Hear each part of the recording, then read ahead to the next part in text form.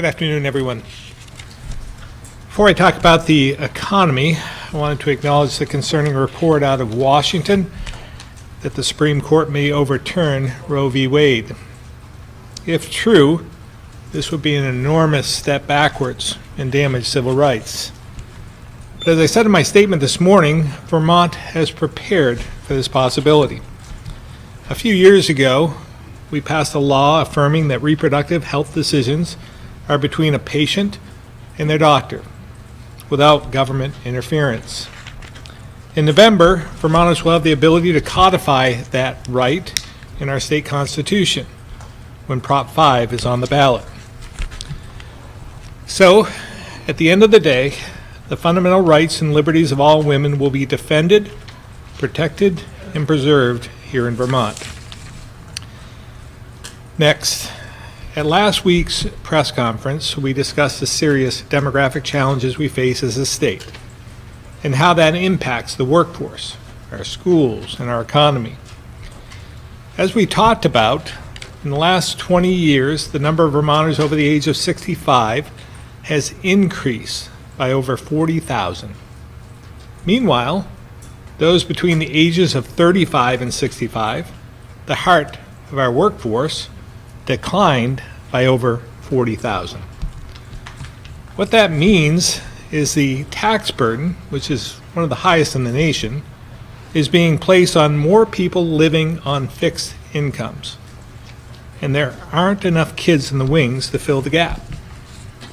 From 2000 to 2022, Vermont lost about 30,000 people under the age of 18. These trends are having a devastating effect on our communities. More than half of our municipalities have seen their grand list, which is the total value of their taxable property, stay the same or shrink. This has happened while their budgets and school spending has increased, meaning the burden is tougher on the taxpayers still left standing. The bottom line is, we need more people, and we're competing with the rest of the country for them, which is why I included relocation and workforce recruitment in my budget, and I hope it gets across the finish line. It's also why it's critical we invest in these communities, typically the rural areas of our state, which were once the foundation of our economy. In order to reverse these trends, we need to support community revitalization.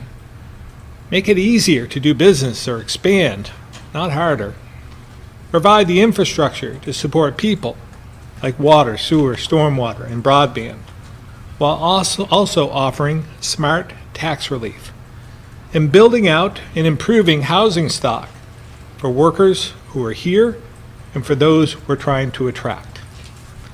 That's why I've been so focused on increased funding for economic development and community revitalization in the budget, and why it's a line in the sand for me. If we're going to reverse these trends that have plagued us for decades, we simply can't let this once-in-a-lifetime opportunity slip through our fingers. My team and I will continue to make our case to members of the legislature in the final days of the session, because many Vermont communities are counting on us to spend and invest this money wisely.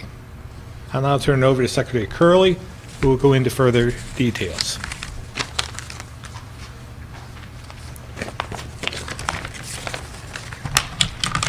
Thank you, Governor, and good afternoon, everyone. As the legislature works towards adjournment, we are grateful that important community recovery and revitalization programs, which were first announced in the governor's budget address in January, continue to be actively discussed and worked on. Throughout the session, there have been robust conversations about how to best support Vermonters and the communities as we recover from the pandemic. The administration and ACCD have worked with legislators to adjust our original proposals. This includes adopting some of their ideas and feedback to meet our shared goals of better targeting areas of need. The programs we're seeking to fund will allow municipalities, nonprofits, and small businesses to make the recoveries and investments that they otherwise would not be able to make. Think about the child care center looking to expand, the infrastructure project a town doesn't have the resources to finance, or the arts organization looking to rebuild their business after 2 years of being closed. Many of these types of projects are near ready to implement. They just need the extra funding to make it a reality. We have worked with the input of stakeholders around the state to create a framework for a new community recovery and revitalization program that is so needed in many communities around our state. But it needs to be funded at the appropriate level. The governor's budget proposal called for $100 million in economic development money. And as we wade through the final days of the session, we're asking that budget committees restore the majority of that ask.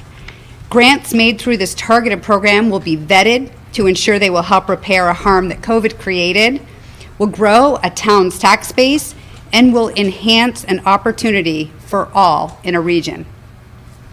Projects will bring new jobs, provide services, and make critical investments in infrastructure that will spur growth. We have very few communities and businesses who can utilize the few economic development tools that we do have, and this program will help bring these priority projects over the finish line. So we have a framework that includes most of our original proposals wrapped into one economic development program, and we're grateful for the work that's been done with the legislature to get us to this point. But without appropriate funding, the targeted recovery and growth we are seeking will fall flat. We will miss an opportunity to help our communities, our small businesses, get important recovery projects over the finish line. We'll miss the opportunity to increase the tax base in towns around the state, especially in the rural areas. And we will miss the opportunity to make our communities more vibrant, more affordable, and more desirable as a place to live and do business. We hope the legislature will work to fund this once-in-a-generation opportunity for our state, rather than letting it pass us by. With that, I'll turn it over to Dr. Levine.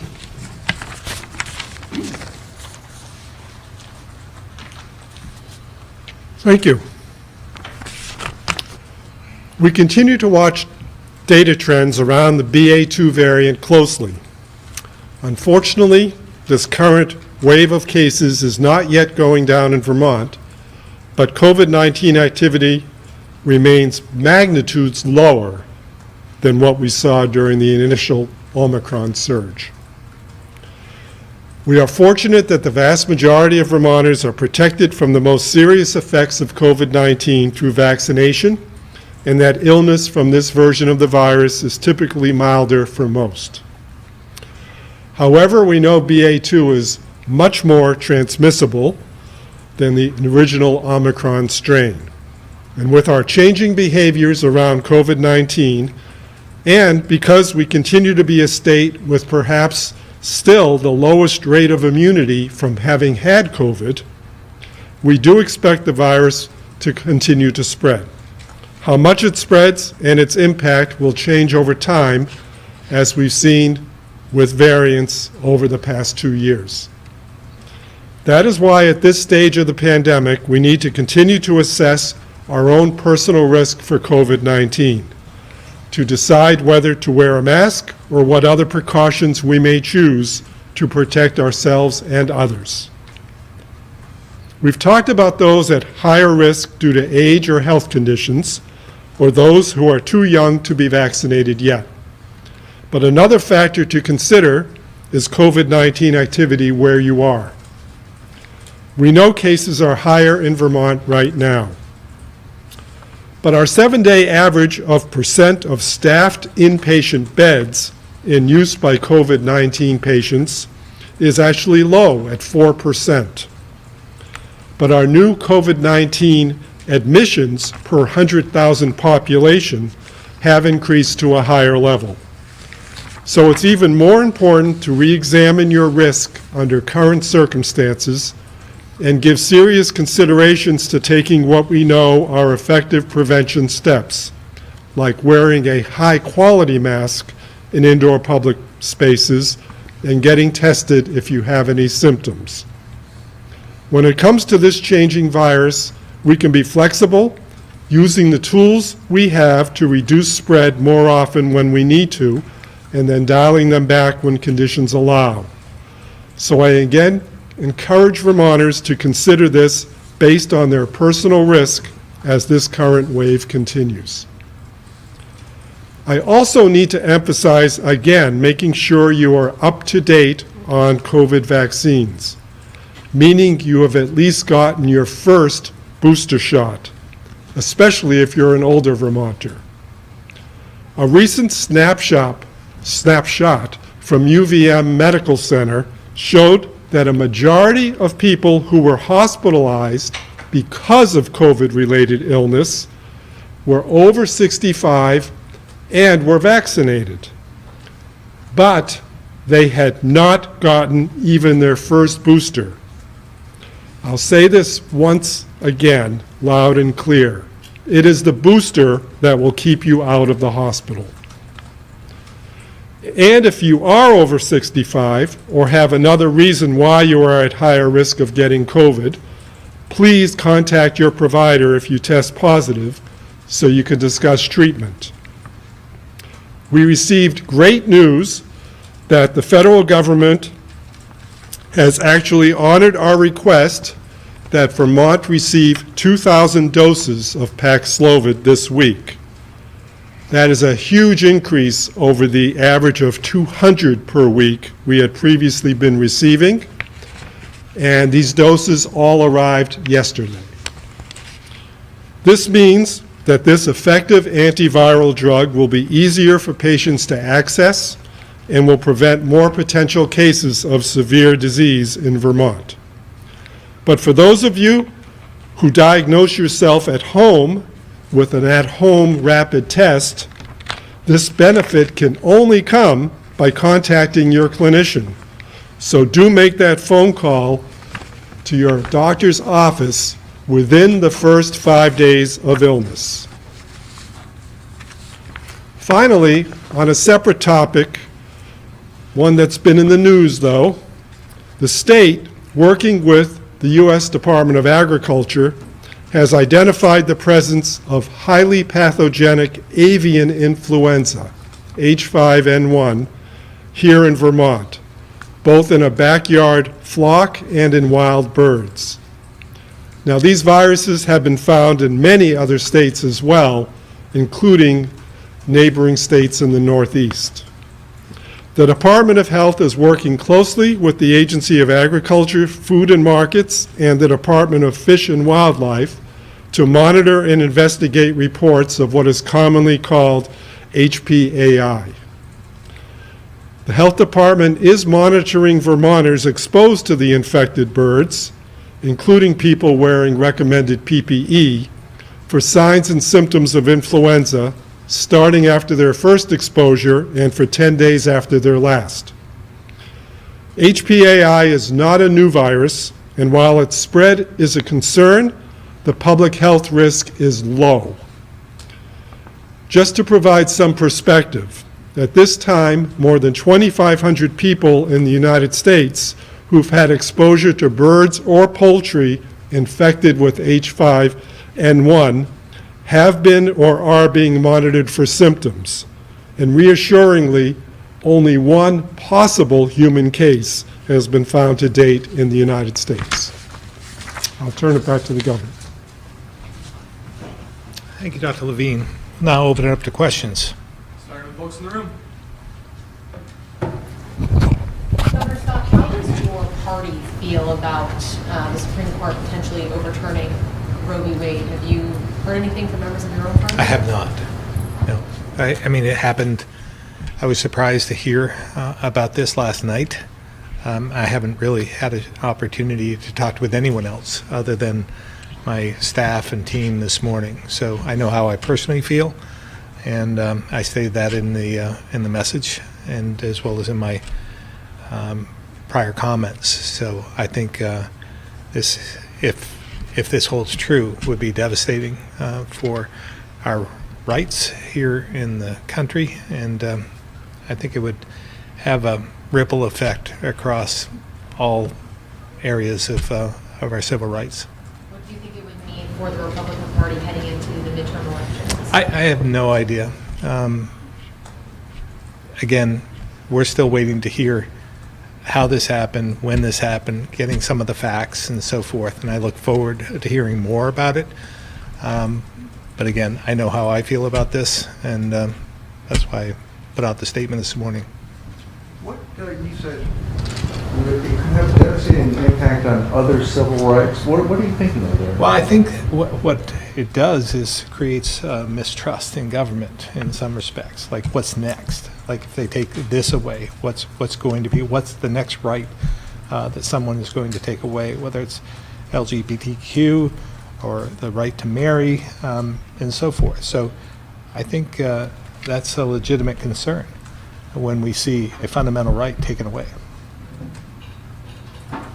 Governor, yesterday you vetoed a bill, Senate Bill 286, which dealt with, post-employment benefits. I guess if you can explain, what your rationale was with that veto.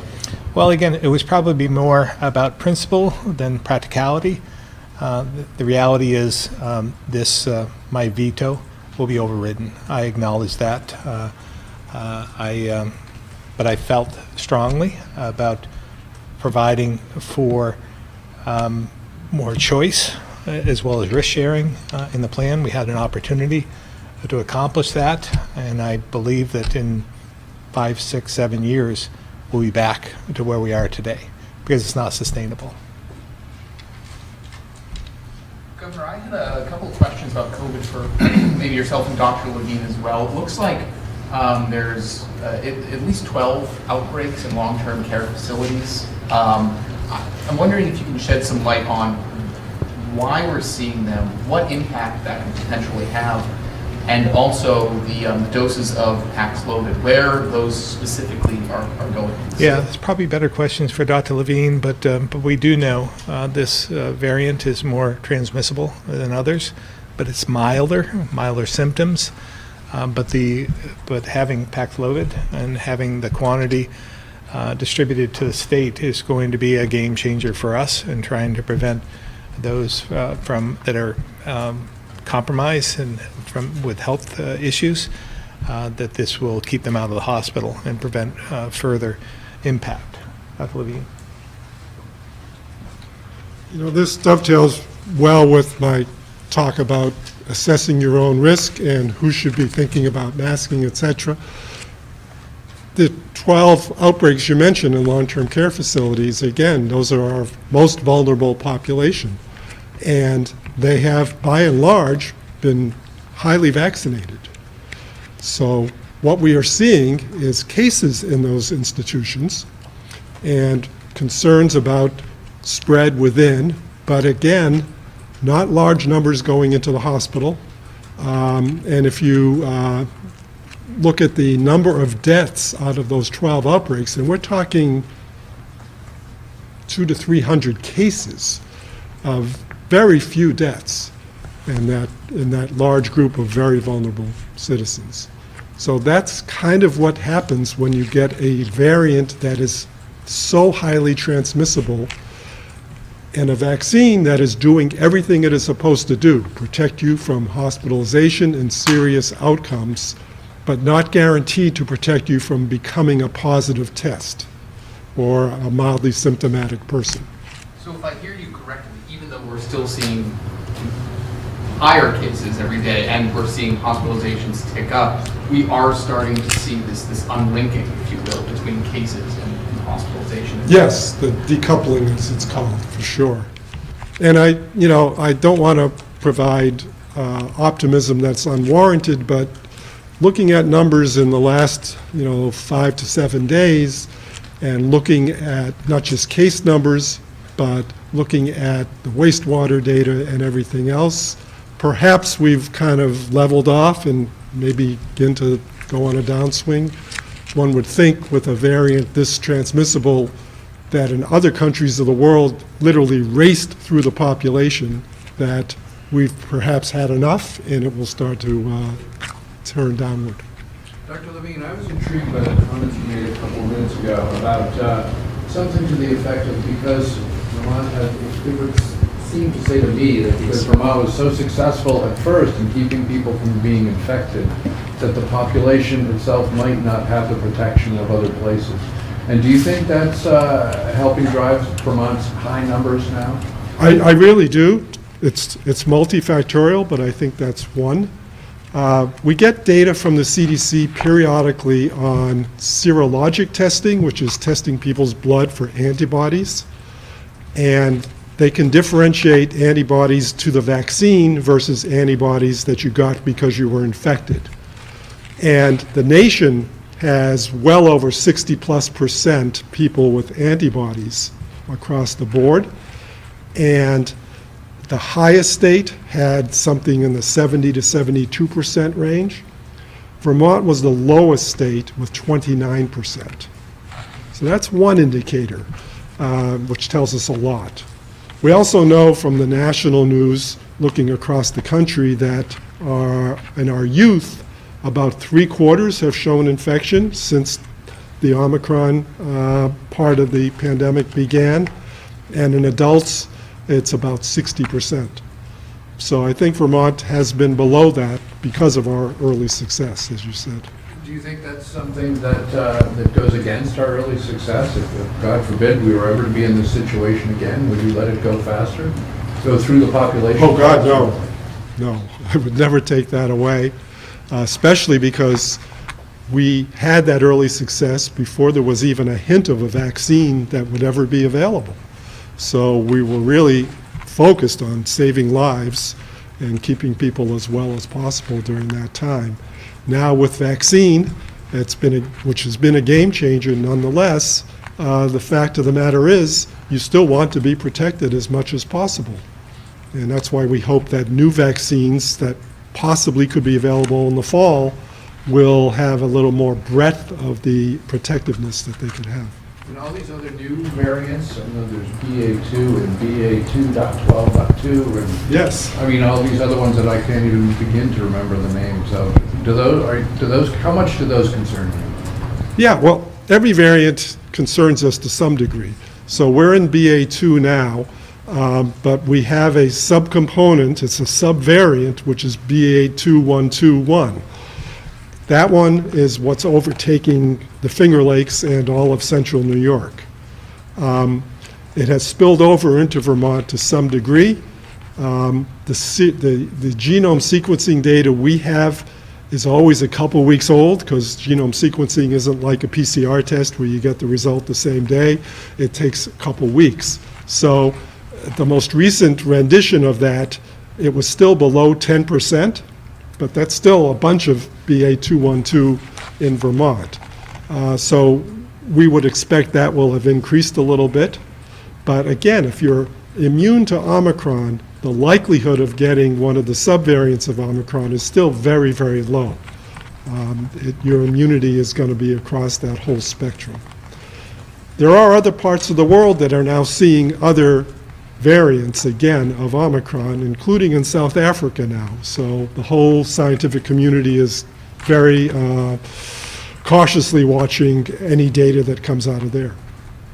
Do you think it would be helpful if Vermonters kind of adjusted their mental approach to COVID in that, as you were saying, if you're fully vaccinated and you've had a booster, and if you do get it, it's going to probably be mild, that folks should just be thinking, hey, I'm probably going to get it sometime, and if I'm fully vaccinated, hopefully it won't be so bad? That is one way to think, but again, you need to look at your own risk and look at your age, look at your underlying medical conditions if you have any, look at who you're living with and who may be vulnerable that you wouldn't want to bring the virus home to.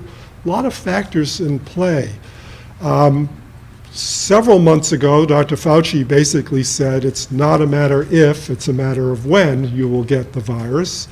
The new coordinator, I'm not sure what Dr. Zha's title is in the White House, but Dr. Zha basically said something very similar, said, you know, we can't guarantee that no one in the country is going to get infected. People are going to get infected. That's not even a policy goal to prevent infection in people. Because again, this virus has mutated to the point where it's not quite like the measles, but it's approaching measles level of contagion. And when you get to a virus like that, unless you sequester yourself in your house and never leave and never come in contact with another human being, which is a challenging way to live your life, it's going to be hard for you to avoid it, though you can still practice some good practices like wearing a mask indoors when things are really active out there. Dr. Levine, I know you were saying before that you guys received some packs of Paxlovid, the antiviral pill. I guess for those who, the community that might be skeptical of, taking those, what's your message to those folks? About skeptical about wanting to take a drug for this? Yeah, so, the reality is, and this segues nicely from the question that was just asked, if you do get the virus, because it may seem inevitable, you need to know that if you've gotten the vaccine, you're very protected from the serious outcomes. And if you're a very vulnerable person, even if you have gotten the vaccine, that we have treatments that are very effective. And Paxlovid's effectiveness was astounding in all of the clinical trials. There should be very little reason to fear it because you won't be given the drug if you have a contraindication to it. And the major contraindication would be you take some medications that you can't possibly stop taking that interact with the medicine in a way that you're not allowed to take it. That's going to be a small subgroup, and that analysis will have been gone through before any doctor would have written the prescription for you. And the only other caveat is if your kidneys don't work so well, but there's now a new dose pack, which we also have in the state, tailor-made for people whose kidney function is less than normal. So I would really urge anybody who's in a higher risk group and who is tested positive to take advantage of the drug if they are at high risk.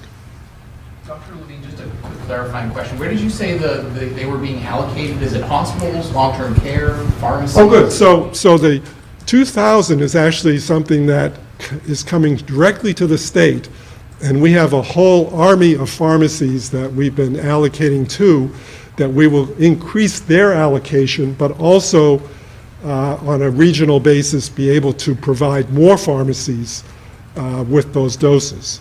We also supply hospital pharmacies.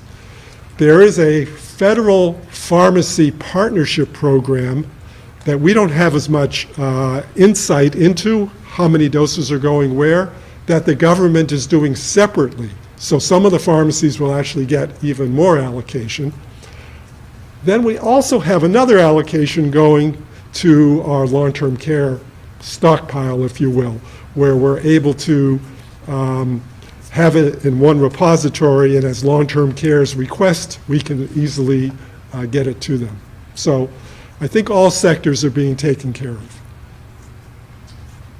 Governor, I was wondering, when the House passed the clean heat standard bill, you had a big concern about the fact that the PUC was going to make the decision and you wanted it to come back to lawmakers and so that the governor would also have a voice in that process. The Senate seems to have put that amendment in the bill.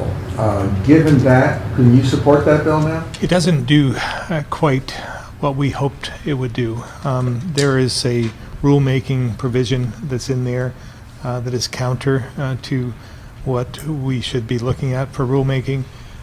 It's a step in the right direction, but it needs to go a little bit further before it gets my support.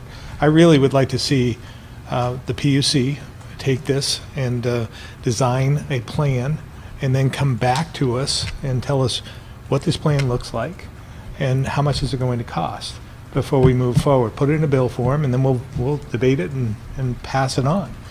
I think about other situations over the last dozen years or so.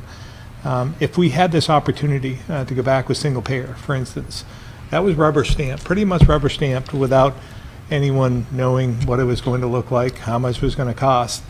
5 years after that was passed, Governor Shumlin came to the conclusion we couldn't afford it and it was going to cost too much money. So I would just like to see the plan. I'd like to have some of those details before signing off on that. And I think it's our obligation to do that for our constituents, for taxpayers, to at least see it right before our eyes, be able to read it, and be able to describe what it does, because I'm not sure that I could describe what this does at this point in time, and I sure don't know how much it's going to cost or who it's going to impact. Isn't the bottom line of this bill, though, as addressed by the Senate Appropriations Amendment, call for this issue to come back to the legislature for its Not review? quite. I mean, there's details that are missing in there. And it moves in the right direction, but it doesn't get us quite there. And it really does circumvent in some respects what I'm asking for. And I'm just asking for something very simple, is just to have it come back and bill for it and give us the details and how much it's going to cost. And then we can go from there. So is this something you'll be working with the lawmakers Yeah, on? yeah, we're trying to work with now. I mean, it's moved out of the Senate over to the House, and we're continuing to work with them. Hopefully, we'll come to a conclusion and agreement on that. I think this is important, and for both. I mean, whether you support it or don't support it, I think it's important for us to take this back in and take a look. Governor, speaking of all payer, or excuse me, single payer, I understand AHS is looking for a 1 or a 2 year extension of all payer. I don't know if that's gone through or been finally approved yet, but what are you hoping to see over the next couple of years in terms of healthcare reform? Yeah, and payment I mean, this is a big issue, and certainly with COVID, this has become even more of an issue that we are going to have to confront. Healthcare costs have increased dramatically, and so we want to provide for some consistency, but this isn't over. This will be the next major issue that we'll be facing, someone will be facing over the next few years. But we're making some gains in terms of negotiating with the federal government on the all-payer model at this point. Governor, correct me if I'm wrong, but I don't believe you have signed into law the State Code of Ethics bill. How do you plan to act on that? Yeah, that's today. I intend to vote or to sign that bill. Perfect. And I apologize if I missed this because I was late today, but how do you plan personally on voting for Prop 5 this Oh, fall? I'm voting for it. Thank you. Why are you leaning towards the ethics bill? Why do you think it's needed? I'm not sure that it's needed. I mean, it's certainly in the executive branch that we have taken steps, I think, to protect the public, and I feel good about that. But this is much broader. I do think that we need to give confidence to Vermonters that we're doing the right thing, and if this puts more guardrails on, so be it. We're going to have to take a look and make sure that it adheres. I mean, we have our own standard and our own ethics policy, and then we'll just have to conform the new policy to that so it fits. But I have no concerns about further ethics reform. I do hope that the legislature takes it upon themselves to make sure that they're having an ethics policy that fits them as well. Circling back to the Roe decision, of course, abortion, no matter how this turns out, is going to be legal in Vermont, but there's also a question of access, and we just had the clinic in the Kingdom shut down. I'm wondering if you think there's anything more that the state can be doing to make sure that women can still access health care.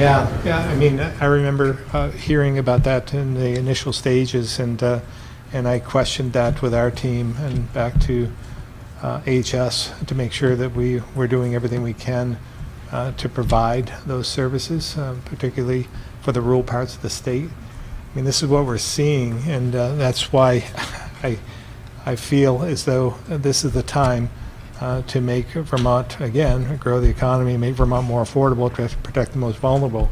And we need to do that in all parts of the state. And I'm very concerned about the rural parts of our state. That's why we want to focus for our economic package on revitalization of some of those communities that have been left behind. As I said in my opening remarks, the grand list has either been stagnant or receding in half the communities in Vermont. That's not a good sign. And when you see redrawing of the maps from representation, legislative representation, you can see it's more concentrated in the more populous areas of the state, Chittenden County in particular. And what happens is you don't have the representation in the rural areas, and I'm, again, very concerned about that. So we need to make sure that we're using this once-in-a-lifetime opportunity to take the $100 million that I've asked for and make sure that we inject that into those communities so they can take charge of their economy, grow, bring in more population so that we have some of those facilities and are able to pay for them as well and protect all 14 counties of the state. I hope I'm not speaking out of turn here, but you seem to have some pretty big differences between your beliefs and some of the policy priorities of the National Republican Party. And I'm wondering if you can give us some insight to your internal feelings over that. You still have an R next to your name. Is there a kind of point of no return that you would rethink that? You know, I think there's admittedly, the moderate centrists are becoming further and further and fewer, regardless of the party, whether it's Democrats or Republicans. And when you look at the Northeast in particular, Governor Hogan, Governor Baker, Governor Sununu, so forth, I think we're more moderate, more centrist than others. Governor Manchin, or former Governor Manchin, now Senator Manchin, has taken a lot of heat for his moderate stance, his centrist stance. And I think that's unfortunate because I think most Americans, are more centered. It's just that the way that our parties are made up, particularly with primaries, I think it forces the candidates to go to the extremes, either the extreme left or the extreme right, which doesn't leave us much of a lane in the center for moderate centrist candidates. So again, I think it's imperative that we continue to find that lane and that we elect more centrists and moderates who can work together on both sides of the aisle to bring us together as a country. Dr. Levine, I'd like to throw you a curveball in light of the SCOTUS news. Can you describe for Vermonters some of the healthcare implications for when women don't have access to safe and regulated abortions and some of the healthcare repercussions that can happen if they have unsafe ones? Yeah, I think public health in general, and certainly public health in Vermont, has stood for access and reproductive rights. I would hate to see our country, women in our country, have to revert to practices of a historic era where things were done, clandestinely and in the dark, so to speak, often by the person themselves. And infection rates were astoundingly high. Hemorrhaging rates were astoundingly high. It was a very, very challenging time. And access to a procedure that is a medical procedure that actually could be done safely and effectively was viewed as a real advance. So I would just hate to see us revert to that era. Do you think practitioners in Vermont have the resources? Obviously, we have the laws in place to maintain legal abortions, but do they have the monetary and staffing requirements needed to be able to carry out and meet demand? I can just answer very generally because I don't have any data with me at this time, but I'm not aware that access or economic issues have really interfered with any woman's right to be honored. Governor, I know you're pondering whether or not you want to seek re-election, and you're going to delay that decision for a while. But as you're thinking about all this stuff and considering your decision, does it ever occur to you that maybe you should run as an I and not an R? I think I've been successful throughout my career, running as an R, but being a moderate centrist.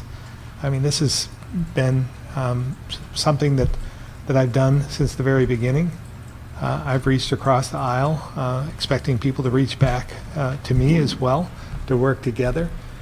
It's more difficult being, and again, whether you're a moderate centrist Democrat or a moderate centrist Republican, it's equally as hard.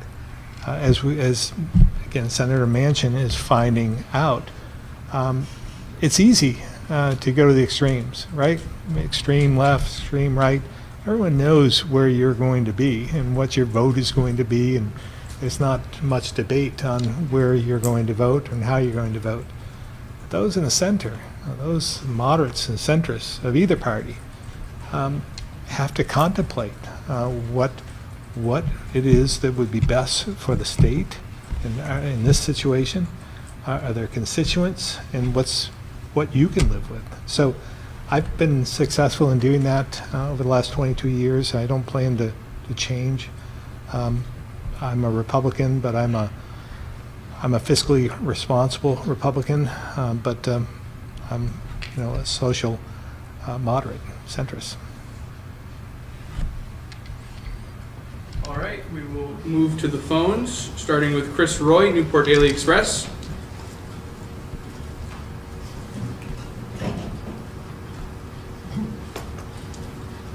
Chris Roy. All right, we'll move to Tom Davis, Compass, Vermont. Thanks, Jason.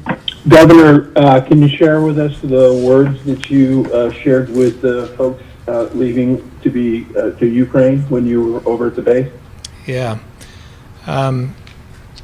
So we had a couple of deployments. One was last Thursday night, and I couldn't be more proud of those members of the military, our National Guard members who are off to defend, protect, train with our NATO allies in Europe. And certainly, I think it's important at this point in time for us to take a stand and to make sure that we have the backs of Ukraine for those who are in this battle that they didn't ask for, to protect them and have their back in any way we can possibly. So again, I think this is important for our country, but our state as well. I mean, we're amongst an elite group who is asked to send our F-35s over there. This is what we train for. This is what they train for and what they are prepared for. So again, I confirmed with them that while they're there protecting us, protecting Europe, protecting our way of life, that we would be here, protect their families, and to take that off their plate. And if they have any issues, if anyone here is listening who has a member of their family deployed and you need anything at all, call us, and we'll do whatever we can to help you. That's the last thing your family members need to worry about when they're overseas. Thank you. I believe this is for Dr. Levine. Dr. Levine, are you recommending that backyard chicken owners and other people who have chickens, if they wear PPE at this time, just out of precaution? No, that's not a recommendation at this time. Will you inform us when it is one? Sure, but I would hope we wouldn't be at that point. Absolutely. Last thing, this may be for Jason. I've noticed both, I've gotten a lot of readers who've emailed me and also comments on Facebook. I guess the audio on the Facebook the live is not particularly good. So if there's anything you can do for those folks viewing there, it'd be great. We've identified some equipment that we're going to be purchasing. Is it in the budget? We see the comments too. Well, we'll see. We'll see what happens over the next 2 or 3 weeks. Yeah. See if we have the budget to do that. Okay, thanks very much. No more questions.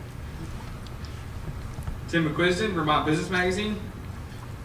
Governor, before I ask a question on Secretary Curley, just to be clear, maybe Bob Kindle knows something I don't, but when are you going to announce your decision to run or not run for governor? Sometime between now, before the end of the session, or by the end of the session, whenever that is.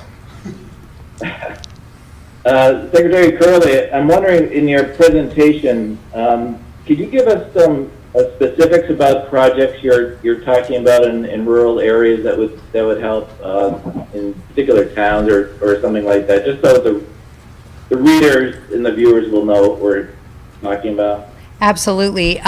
So we do have Commissioner Goldstein on the line, and she probably has a list right in front of her and can probably help me out. But these are projects that really range from child care centers that provide job growth, but specifically to the center, but more broadly job growth to an area that need some funding to help get those over the finish line. We have a variety of different needs within municipalities, let's say, where it might be wastewater upgrades that don't necessarily qualify through other programs that, again, we know will lead to the kind of growth that we all agree on.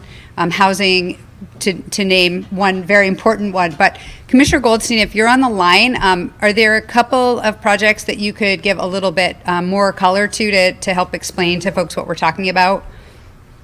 Sure. Thanks, Secretary Curley. I think you've covered a lot of it. Do people hear me okay? We can. I can't tell. Okay. Oh, a little louder, please. Okay, sure. Thanks. The projects that sort of like two tranches, if you will. One are projects that would qualify under the ARPA ruling, the Treasury funds, and that would be, as Secretary Curley alluded to, the child care centers, like production of more slots will help everything. Will help the child care center, will help those parents returning to work. Also, performing arts venues that had been suffering so much since the pandemic, for them to either make some adjustments to their physical space or to do expansions. We also have municipalities, small municipalities, that may not have enough funding to do a full-on extension of their infrastructure in order to accommodate either an economic development project, think about a business that needs to expand, or a food processing facility that needs an upgrade, as well as any transportation improvements that need to occur in that municipality in order for that private development to occur. So it's a myriad of private sector, nonprofit sector, as well as municipal sector. I was just wondering if there's a municipality you should mention or not, or is it you haven't got to that point yet? There are some municipalities that have supported our project-based TIF initiative, namely Westford and Montgomery, as some examples. And there are many rural towns that we probably don't even know of just yet, but really have not had development in the last decade. And so we don't want lack of infrastructure to be an impediment to creating the housing that we so sorely need. We need places for people to live. And so these small towns may not have the ability to come up with a full-fledged TIF district, as an example. And so this will go a long way to trying to bridge that gap in funding that they would need in order to do that type of housing development or business development. Okay, great, thank you. Yeah. Guy Page, Vermont Daily Chronicle.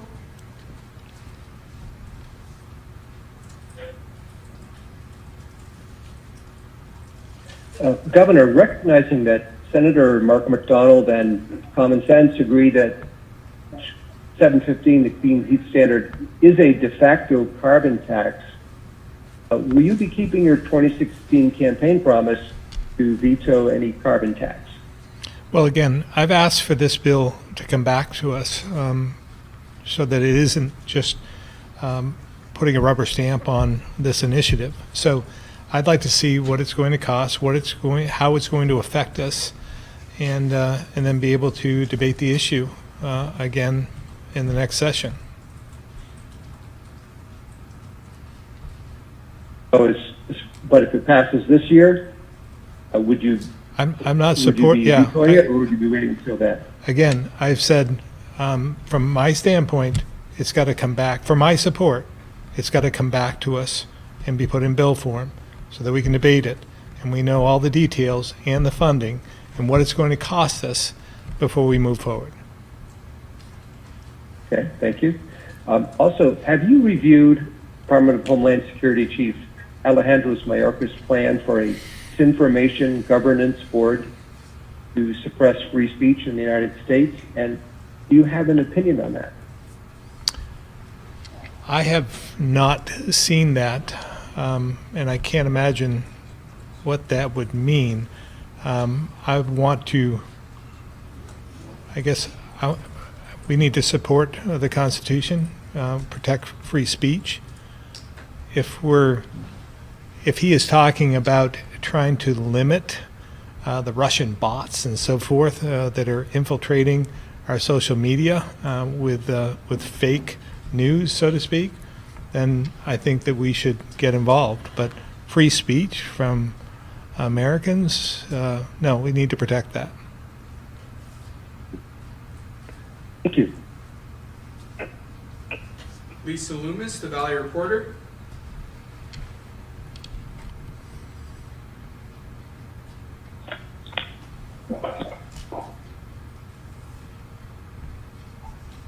Oh, Lisa, My question has been asked. Thank you. Karen Patenko, VT Digger. My question was asked. Sorry, I couldn't unmute in time. Sorry to interrupt, Aaron. Thanks, Oh, Lisa. go ahead. All right, can you hear me now? We can. Okay. I had a question for Dr. Levine. You said that you would ask Vermonters to strongly consider taking prevention steps such as wearing a mask. Would you say that you are recommending to wear a mask? And is there a reason you're not using that terminology when you guys have used it in previous waves to describe what behaviors people should take in public?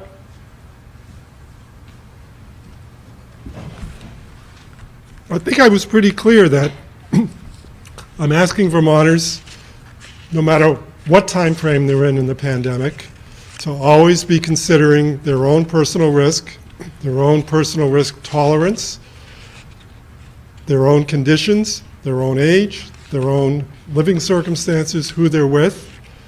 And this would be a time with cases that are at higher levels than they've been previously with this variant, to wear a mask and take other measures to protect themselves. Okay, so you're not necessarily recommending this for broader public consideration? Like we've said before, there are going to be many times that there are people that you come into contact with that are wearing masks and that are not wearing masks. And we need to be respectful and civil and understand that everyone has their reason at that point in time. I could see that there can be a fair number of people who may have had Omicron within the last 2 months. I'm not sure wearing a mask is going to benefit them or benefit the rest of us, because they've already been through their infection, resolved their infection, and not had the need to wear a mask. There are others who are going to view their activities to be very circumscribed and not putting them into any high-risk situation. They may be younger and not at high risk for any serious outcome, and they may feel it's not appropriate to wear a mask. What we're saying at this point in time is this is the time that we really should take strong public health guidance, strong personal risk assessment, and not impose upon that any major mandates or things from a governmental level, because that's not where we're at in the pandemic at this point in time. Okay. I also wanted to know, what do you make of the latest breakthrough hospitalizations data, which shows that, at least in this latest surge, vaccinated and unvaccinated Vermonters have very similar hospitalization rates? I wouldn't say it's exactly the same, but over the past couple of weeks, there have been multiple points where unvaccinated people had higher rates, or they almost had the exact same rate of hospitalization. Yeah. Does that indicate to you that BA2 is harming or causing more severe cases in vaccinated people? That's a great question. So let's take a step back. The term breakthrough, when that term broke through, I think was a very unfortunate time, because it originally was used to characterize people who'd been vaccinated who then became a case. And it totally distorted what the vaccines were all about, which were protecting people from serious outcomes, which is what we've been doing with vaccines for a long time, specifically the most familiar one, the flu shot. So I don't like the term breakthrough, but we'll have to use it since you brought it up. With regard to hospitalizations now, at times showing that there are more people who've been vaccinated in the hospital than are unvaccinated, there's several components to that. One component is, again, the words fully vaccinated are meaningless when it comes to all of the newest variants. You need to be up to date.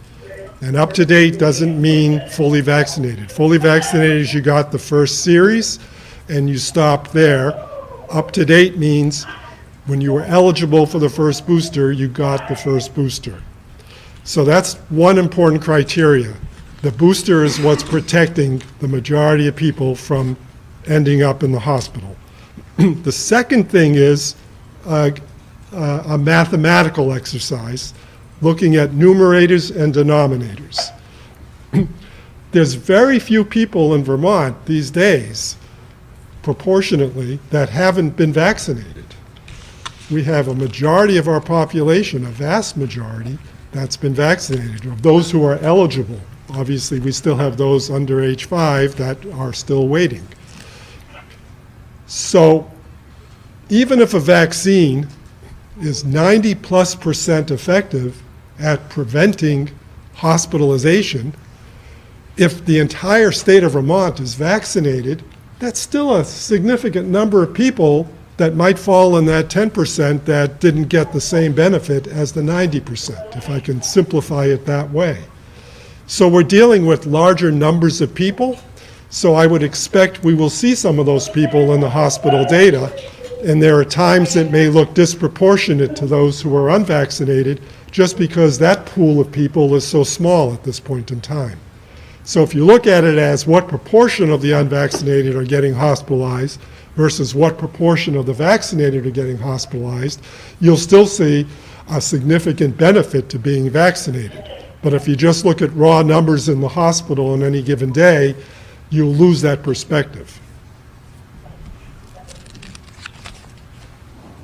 Okay, thank you very much. And as an aside, we still keep track of those being treated for COVID in the hospitals and those who just happen to have COVID in the hospital, and it's still running between 40 and 60 on any given day, one way or the other. Kevin McCallum, 7 days. Thank you, Governor. Can you hear me okay? We can. My apologies if I repeat some of the questions you've already answered in some fashion. But I would like to ask you whether you participated in or voted in the Vermont GOP's platform last week. They adopted a new platform, and I wondered if you voted in that or participated in any way. I did not. Okay. And I wonder how you feel, based on what you've said so far, about the part of that platform that says we value the sanctity of human life from conception to natural death. I wonder, and Wilson asked this question a different way, but I wonder if you could just speak to your alignment with that party, given that it has a position that differs from your own so significantly. Well, obviously, we have a different point of view on that, and I believe in a woman's right to choose, and I believe in individual freedom to do what you want with your own body and make those decisions on your own. So we have a different viewpoint on that, and but that's the way I've been throughout my political career. Can you say why you don't participate in the Vermont Republican Party's annual exercise in setting a platform? I think, again, whether it's the Republican Party or the Democrat Party, most, I think, would agree that it's the most extreme members of the party who participate in that. The others, the centrists, the moderates, and so forth, don't because they're overwhelmed, and the voices are fairly loud on the extremes. And again, that's in either party. So I don't think you see as much participation from the moderates and centrists. And so I choose to continue to run as a Republican, but I have not participated in the platform. Okay. And I have a question about the clean heat standard, and I know you've touched on it several times here today, but I just want to ask you, could you understand how someone who's a Vermonter who's deeply concerned about climate change and Vermont meeting its climate obligations might be concerned to see your administration not supporting TCI and now having some concerns about the clean heat standard, question your commitment to meeting those goals? Well, first of all, let's go back to TCI. We didn't oppose it. We had a seat at the table. We didn't join it. We wanted to see, again, I mean, it makes the point of the clean heat standard. We wanted the details. We wanted to see if it'd be beneficial to Vermont. We wanted to see what it was going to cost Vermonters. And before we joined, it literally fell apart. I think Connecticut was the first who bailed out. There were many other states who did afterwards. So that wasn't our doing. We still had a seat at the table and were willing to listen and wanted to just do what was best for Vermont and make sure that we got our fair share as well. And that was never proven to us. In terms of the clean heat standard, I'm saying move forward, but we want to see the details. I think it's incumbent upon any elected official to know what they're voting on, and I don't think we know what we're voting on. I would go back to, as you might recall, last year when we received the $200 billion a quarter dollars from the federal government. That I'd put forward a plan for between $200 and $250 million for climate change mitigation. That wasn't accepted by the legislative process at that point in time. But I feel strongly that we need to do our part in making sure that we reduce our reliance on carbon fuels. And we put our money where our mouth was in that regard. So, again, we can still do this, and I still believe when we get the details of the clean heat standard, that the legislature and the executive branch will have an opportunity to weigh in on that when it does come back. But I think it's important that it comes back. Okay. And then the last question is, can you explain the general, the grand list rather, stagnation in so many towns in Vermont in an era where home prices are soaring and have been for the last couple of years? What's the reason that so many towns are struggling? Well, again, I think you'll see that the inflationary values of real estate is increasing certain parts of the state and not in others, not to the same rate. As well, you'll see a lot of commercial properties that were in downtowns that were once the economic centers of the area that are not anymore. Empty storefronts, empty buildings. Go take a drive through Springfield, and they've made some improvements over the last number of years, but again, just a shadow of itself when you look at what's happened. Even in my hometown of Barrie, I mean, there was a time when that was a vibrant economic center, with Granite being the I guess the nucleus of the economy, and that changed, and with it changed the community, the downtown, property values, and so forth. Even the population has declined over the last 20 or 30 years by about 2,000 people, I believe. So at that point in time, 30 years ago, I believe we were the third largest city in the state, and nowhere near that at this point. So I would say that the values are increasing in those population centers in the Northwest, but half the communities have their grand list stagnant or receding. Secretary Curley, anything you want to add to that? Joan may, but. Joan, anything you want to add to that? Sure. Thanks, Kevin. We could send you the list that was calculated by tax department. You know, there is appreciation, and what we try to do is isolate the towns that sort of separate and distinct from appreciation. We want to understand how much development is occurring in a town, and that's what we are referring to, the full list of value. And most of them are under 1% over the last 10 years, and that's what we're defining as stagnant or declining. So, the less development that happens, the less sort of properties we have to share in terms of the taxable base.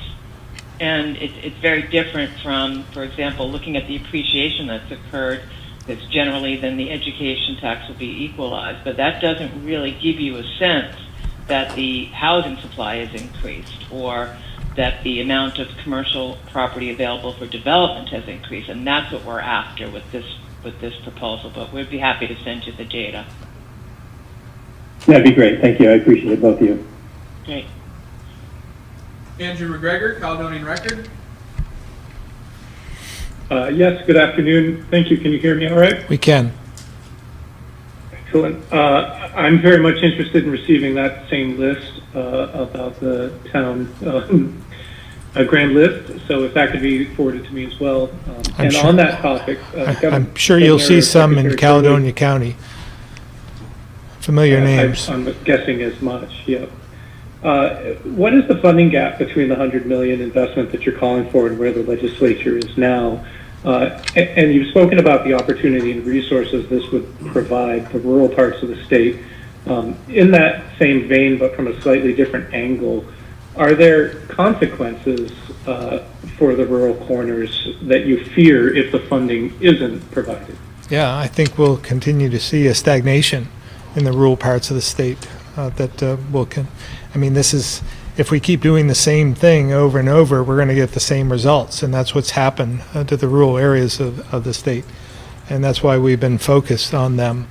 I believe at this point in time we've communicated to the legislature that we need another $40 million to complete some of the projects and some of the programs that we have forwarded. So that's the number, I believe, the gap that we see at this point in time. And we could always use more, but that's the minimum.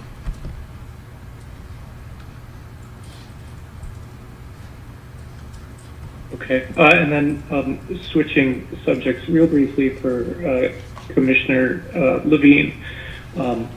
Curious if it's known how many of the self-reporting positive results overlap with later confirmation tests, or if it's your understanding that the pool of positive results that you report on a weekly basis is distinct from the daily case count. So you're talking about the self-reported results first?